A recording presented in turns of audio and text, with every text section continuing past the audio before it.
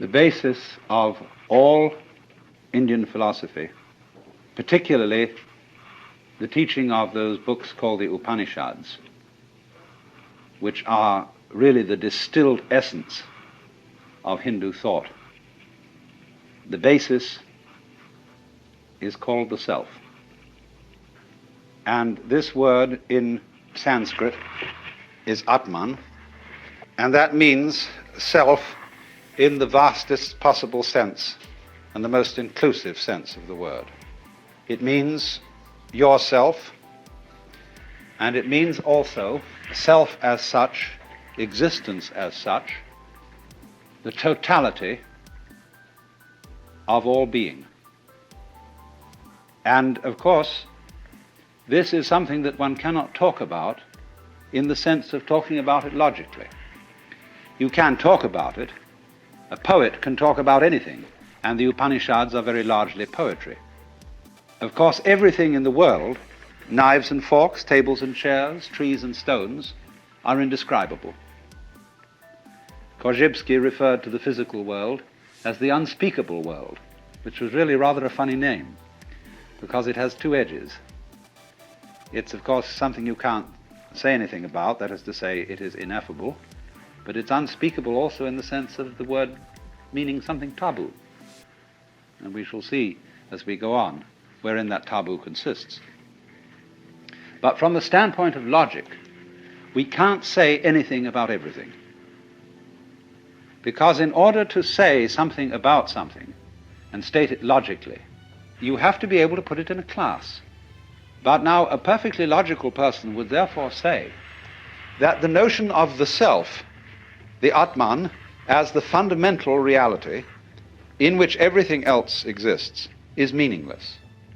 And of course, from a logical point of view, it is. But at the same time, just because something cannot be put into a logical category does not indicate that it isn't real. The self, you see, bears somewhat the same relationship to the world as the diaphragm of the speaker in this radio bears to the music you've just been hearing. None of the music was about the diaphragm, and nobody said anything about there being a diaphragm. The diaphragm as such didn't come into the picture, and yet it was everything in the picture. All those different noises were vibrations of this thin film of metal. So also with your eardrum, so also with the apparatus of your eyes.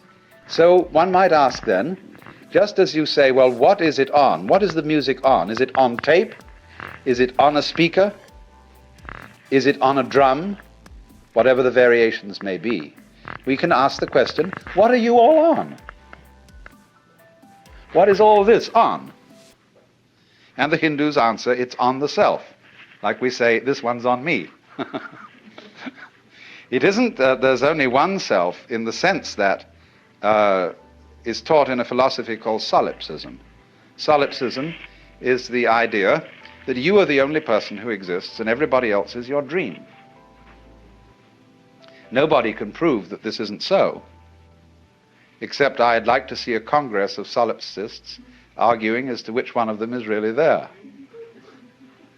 It isn't that, it's more complex than that. It's saying that the self in each one of you is really at root one.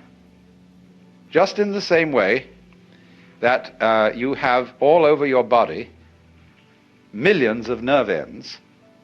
Each one of those nerve ends is, as it were, a little eye, because all the senses are fundamentally one sense. There are various forms of touch. And the most delicate of the forms of touch is, of course, the human eye. Then the ear, and so on down the list of the senses. Now imagine then every little nerve end is a little eye, and it gets its impression of the world, but it sends it all back into the central brain. Well, in a somewhat similar way, every person, every animal, every what the Hindus call sentient being, And even rocks are regarded as sentient beings in a very, very primitive form, right down to the lowest. So all those forms that we see may be looked upon as the eyes that look out of one central self. Only, of course, in the body, in the human body, we can see the connections between the nerve ends and the brain. It's much more difficult to see the connection between one individual and another. If they're married, that's a little bit closer. But just all us human beings rattling around, we're not even rooted to the ground like trees.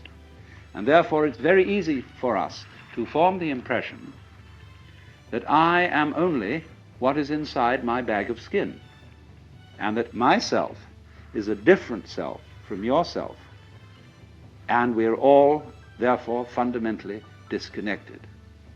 And so your apparent disconnection, the fact that you are not tied to other people with umbilical cords or some kind of wiring that gives you one mind, nevertheless, we do have one mind, in the sense that, for example, all of us turn out to be approximately the same shape.